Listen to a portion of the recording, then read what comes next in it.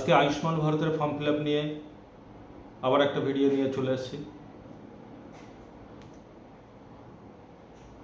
অনেকে কমেন্ট করছেন যে ছেলেরা তো অন্নপূর্ণা পায় না, তাহলে তাদের নাম অন্নপূর্ণা যোজনা থেকে বাদ দেওয়া হয়েছে কিনা, হ্যাঁ বা অথবা না।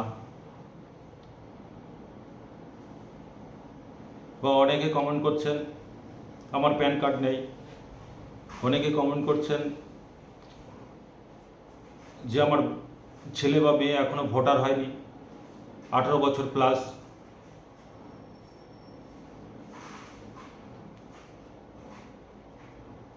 তাই তারই সমাধান নিয়ে আজকে এই ভিডিও। আয়ুষ্মান ভারতের ফর্ম ফিল আপ করতে গিয়ে অনেক বড় বড় ভুল করছেন। বিশেষ করে দ্বিতীয় পেজের কলমগুলো পূরণ করার সময় বেশিরভাগই সমস্যা হচ্ছে। কারণ কার নাম লিখবেন, পরিবারের কোন সদস্যের তথ্য কিভাবে দেবেন, বাচ্চাদের ফর্মগুলো কিভাবে ফিল আপ করবেন, অনেক বিভ্রান্ত। আপনি যদি একই সমস্যা পড়ে থাকে তাহলে চিন্তার কোনো কারণ নেই। আজ ভিডিওতে ধাপে ধাপে সঠিক নিয়মে ফর্ম পূরণ ও ফিল আপ করা দেখাবো, যাতে আপনার আবেদন ভুল না হয়। তাই ভিডিওটি একদম শেষ পর্যন্ত দেখুন, কারণ একটি ছোট্ট ভুল পরে বড় সমস্যার কারণ হতে পারে। আয়ুষ্মান ভারত প্রধানমন্ত্রী জন আরোগ্য যোজনা আবেদনকারীর যাচাই ফর্ম, এটা কিভাবে পূরণ করবেন, কারা এই ফর্ম পাবেন, বিশেষ করে AYI, SPHS, PHS যাদের কার্ড আছে তাদেরই এই ফর্মগুলো আসছে। আশাকর্মীরা বাড়িতে এসে দিয়ে যাচ্ছে, আপনারা এই ফর্ম কোথাও পাবেন না।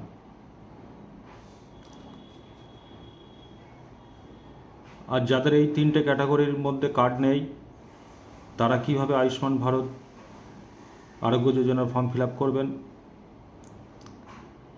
তাদের জন্যে কি করতে হবে ভিডিওর শেষে বলবো। আসুন ভিডিওটা এখন শুরু করি। এই ফর্মের বেশ কিছু তথ্য দেওয়া আছে, আর বাকিগুলো আপনাদেরকে দিতে হবে। এই ফর্মটা কিভাবে ফিল আপ করবেন স্টেপ বাই স্টেপ দেখে নিন। প্রথমে ডেট, এখানে জমা দেওয়ার ডেটটাই এখানে বসাবেন। তারপরে আবেদনকারীর তথ্য, আবেদনকারীর আধার কার্ডের লাস্ট 4টে ডিজিট দেওয়া আছে, একবার আধার কার্ডের সঙ্গে মিলিয়ে দেখে নেবেন। আবেদনকারীর নাম দেওয়া আছে, সেটা একবার মিলিয়ে দেখে নেবেন। রেশন কার্ড নাম্বার দেওয়া থাকবে, সেটাও একবার মিলিয়ে দেখে নেবেন। তারপরে রেশন কার্ডের বিভাগ, এখানে আমার যে বিভাগ PHS দেওয়া আছে, আপনাদের যে ক্যাটাগরি হবে সেই ক্যাটাগরিতে টিক থাকবে। আধার কার্ডের সঙ্গে যুক্ত মোবাইল নম্বর, আপনাদের আধার কার্ডের সঙ্গে যে নাম্বারটা অ্যাড করা আছে সেই নাম্বারটাই দেওয়া থাকবে। যাদের ক্ষেত্রে এই নাম্বার দেওয়া থাকবে না, বা আগে যে মোবাইল নাম্বারটা ছিল সেটা এখন নেই, আপনারা সেই ওই নাম্বারটা এক কলমে কেটে দেবেন একটা দাগ দিয়ে, তারপর অবলিক দিয়ে বর্তমানে যে আধার নম্বরের সঙ্গে যে মোবাইল নম্বরটা লিঙ্ক আছে সেটা এখানে বসিয়ে দেবেন। এখানে জেন্ডার দেওয়া থাকবে, জন্ম তারিখ দেওয়া থাকবে, ঠিকানায় কারো শুধু ভিলেজের নাম দেওয়া আছে, কারোর পুরো ফাঁকা আছে, বা কারোর ভিলেজ, পোস্ট, থানা লেখা আছে। যাদের ভিলেজ, পোস্ট, থানা লেখা আছে তারা খালি পিনকোড নাম্বারটা লিখবেন, বা যাদের লেখা নেই বাকি অ্যাড্রেসটা লিখে দেবেন। তার ঠিক নিচে দেখুন জেলার নাম দেওয়া আছে, ব্লকের নাম দেওয়া আছে, ব্লক বা পৌরসভার নাম দেওয়া থাকবে, গ্রাম পঞ্চায়েতের নাম দেওয়া আছে, বা যাদের পৌরসভা এরিয়া তাদের ওয়ার্ড নাম্বারটা দেওয়া থাকবে এখানে। পরিবারের প্রধান নিয়ে অনেকটা জটিলতা আছে। অনেকের পরিবার প্রধানের জায়গাটা ফাঁকা আছে, যাদের ফাঁকা আছে পরিবার প্রধানের নামটা এখানে বসিয়ে দেবেন। বেশিরভাগ ক্ষেত্রে যেটা দেখা যাচ্ছে জয়েন্ট ফ্যামিলি ছিল, 10 জন 12 জন ফ্যামিলি একসঙ্গে থাকতো, তাদের সেই ফ্যামিলি প্রধানের নামটাই এখানে বসানো আছে। কিন্তু বর্তমানে ভাগ হয়ে গেছে, এখন তার ফ্যামিলিতে 3 জন লোক, তাহলে আপনি স্ল্যাশ দিয়ে এখানে বর্তমানে যে পরিবার প্রধান আছে তার নামটা এখানে বসিয়ে দেবেন। পরিবার প্রধানের মোট সংখ্যা বসাবেন, প্যান নাম্বারটা বসিয়ে দেবেন। নির্বাচনী তথ্য 18 বছরের উপর হলে অর্থাৎ যারা ভোটার হয়েছেন তাদের এপিক নম্বরটা দেবেন। এসি নম্বর অর্থাৎ বিধানসভা নম্বর, অনেকে এখানে অ্যাকাউন্ট নম্বর বসিয়ে দিচ্ছে না, এটা বিধানসভা নম্বরটা বসিয়ে দেবেন। পার্ট নম্বর অর্থাৎ বুথ নম্বরটা বসাবেন। এখানে আপনার ভোটার লিস্টের সিরিয়াল নাম্বারটা বসাবেন। অনেকে ভাবছেন এই তথ্য আমি কোথায় পাবো? 2026-এর ভোটের আগে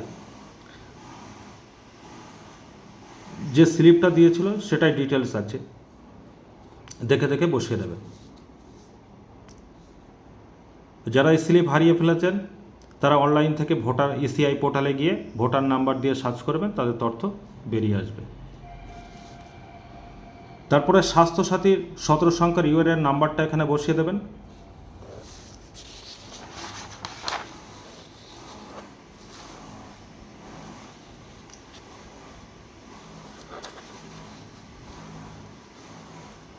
এই দ্বিতীয় পেজেই সব থেকে সমস্যা বেশি তৈরি হচ্ছে, বুঝতে পারছে না কি করবে।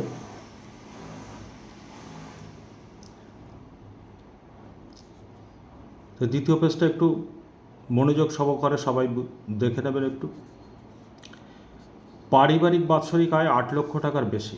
আপনার পারিবারিক আয় যদি 8 লক্ষ টাকার বেশি হয় তাহলে আপনি হাতে টিক করবেন, আর যদি পারিবারিক বাৎসরিক আয় 8 লক্ষ টাকার কম হয় তাহলে নাতে টিক করবেন।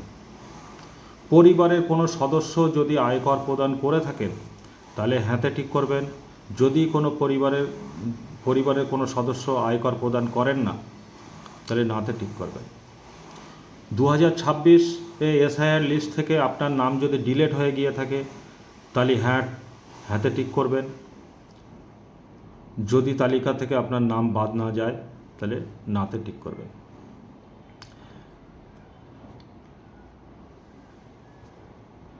আপনার 2026-এর নাম যদি অ্যাডজুডিকশন থেকে বিচারাধীন হয় তাহলে আপনারা এখানে হ্যাঁ করবেন, যদি না হয় তাহলে বিচারাধীন না হয় তাহলে না করবেন। সিএতে যদি আবেদন করে থাকেন তাহলে হ্যাঁ করবেন, যদি কেউ আবেদন করেননি তাহলে তারা না করবেন। অন্নপূর্ণা যোজনায় উপভোক্তা তালিকা থেকে নাম বাদ দেওয়া হয়েছে কিনা। সবে জুন মাস থেকে অন্নপূর্ণা যোজনা ফর্ম ফিল আপ চালু হয়েছে, অনেকে টাকা পেয়ে গেছেন, অনেকে এখনও আন্ডার প্রসেস বা রিজেক্ট হয়েছে বা এই ধরনের সমস্যা রয়েছে, এখনও কনফার্ম হয়নি কারা বাদ গিয়েছেন আর কারা বাদ যায়নি। তাই এখানে নাতে টিক করবেন। এবারে প্রশ্ন আসছে ছেলেরা এখানে কি করবেন। ছেলেরা এই দুটো ঘরেই বাদ রাখতে পারেন, বা যদি নাতে টিক করেন তাতেও অসুবিধা নেই। তারপর লাস্টে দেখুন বলা আছে কোনো ব্যক্তি জীবিত নন বা স্থায়ীভাবে স্থানান্তরিত হয়েছেন, এখানে বসবাস করতেন এখন আর থাকেন না, স্থায়ীভাবে অন্য কোথাও চলে গেছেন, তারা হ্যাঁ করবেন। বা যারা মারা গেছেন তারাও হ্যাঁ করবেন। যারা স্থানান্তরিত হননি তারা না করবেন। এবারে যে সমস্যা, এখানে অনেক ব্যক্তি আছে রিসেন্ট মারা গেছে, তাদের ফর্মটা অলরেডি চলে এসছে, তাদের ক্ষেত্রে করণীয় হবে আপনারা ফর্মটা আশা দিদির কাছে স্যালেন্ডার করে দেওয়া যে এই ব্যক্তি মারা গেছে। আপনি যে এতক্ষণ এতগুলো তথ্য আপনার দিলেন তার সম্মতি এখানে দিতে হবে যে আপনি তথ্যগুলো ঠিক দিয়েছেন, কোনো মিথ্যা তথ্য এখানে দেননি। তো সেটাই এখানে লেখা আছে, আমি এত দ্বারা ঘোষণা করিতেছি যে উপরের তথ্য আমার জ্ঞান ও বিশ্বাস মতে সত্য এবং প্রযোজ্য ক্ষেত্রে আমি সমস্ত সহায়ক দলিল প্রদান করছি। আমি জানি যে আমার দেওয়া কোনো তথ্য মিথ্যা প্রমাণিত হলে আমার সামাজিক সুরক্ষা ও সুবিধা বন্ধ করা হবে। এখানে আপনারা টিক করবেন, আপনাদের সাইন করবেন। নিচের এই ফরলাইন কর্মী, এখানে আপনাদের কিছু করার নেই, এখানে আশা দিদিরা তাদের ফিল আপ করবে। তার ঠিক নিচের যেটা কলমটা আছে, এখানে সরকারি অফিসাররাই ফিল আপ করবেন। এখানে আপনি যোগ্য কি না অযোগ্য সেটা অফিসাররাই নির্ধারণ করবেন। এবার আসা যাক আপনি এর সঙ্গে কি কি ডকুমেন্টস জমা করবেন। আপনি ফর্মটা যদি দেখেন ভালো করে লক্ষ্য করলে বুঝতে পারবেন যে প্রথমে আপনার এখানে আধার কার্ডের তথ্য আছে, তারপরে আধার কার্ড দিতে হবে, তারপরে রেশন কার্ডের তথ্য, রেশন কার্ড দেবেন, তারপর প্যান কার্ড যাদের আছে তারা দেবেন, তারপরে ভোটার কার্ডের জেরক্স দেবেন, আর ওই ভোটার স্লিপটা দেবেন জেরক্সের সঙ্গে। যদি না থাকে তাহলে ভোটার লিস্টের একটা জেরক্স কপি দিয়ে দেবেন, যে পেজে আপনার নাম সিরিয়াল নম্বর আছে সেটা দেবেন। আর প্রত্যেকটা ডকুমেন্টসে আপনি নিজে সেলফ অ্যাটাস্টেড করবেন, করে আশা দিদির কাছে জমা দেবেন। আপনি যখন জমা দেবেন অবশ্যই এই রিসিপ্টটা দেবেন। আপনার এই নিচের অংশটা, এটা আপনার আধার নম্বর, আবেদনকারীর নাম, রেশন কার্ড নাম্বার, সব কিছু ডিটেলস, জন্ম তারিখ এখানে দেওয়া আছে। এই অংশটুকু আপনাকে কেটে দেবে। এটা অবশ্যই যত্ন সহকারে রেখে দেবেন পরবর্তী স্ট্যাটাস জানার জন্য। এখানে একটা অ্যাপ্লিকেশান নাম্বারও আপনার দেওয়া আছে, সবার ক্ষেত্রে একটা আলাদা আলাদা নাম্বার দেওয়া আছে। আমাদের এই ভিডিওটা যদি আপনাদের কোনো উপকারে আসে তাহলে বন্ধুবান্ধব আত্মীয় স্বজনকে শেয়ার করে দেবেন, যাতে তারাও উপকৃত হয়। যারা ফেসবুক থেকে দেখছেন ফেসবুক পেজটাকে ফলো করবেন, লাইক করবেন এবং শেয়ার করবেন। আর যারা ইউটিউব থেকে দেখছেন ইউনিক বাংলা চ্যানেলটিকে সাবস্ক্রাইব করুন, পাশে থাকা বেল আইকন অন করে রাখুন। আর সবার আগে সরকারি প্রকল্পের তথ্য পেতে ও ইনফরমেটিভ ভিডিও পেতে আমাদের সঙ্গে থাকুন।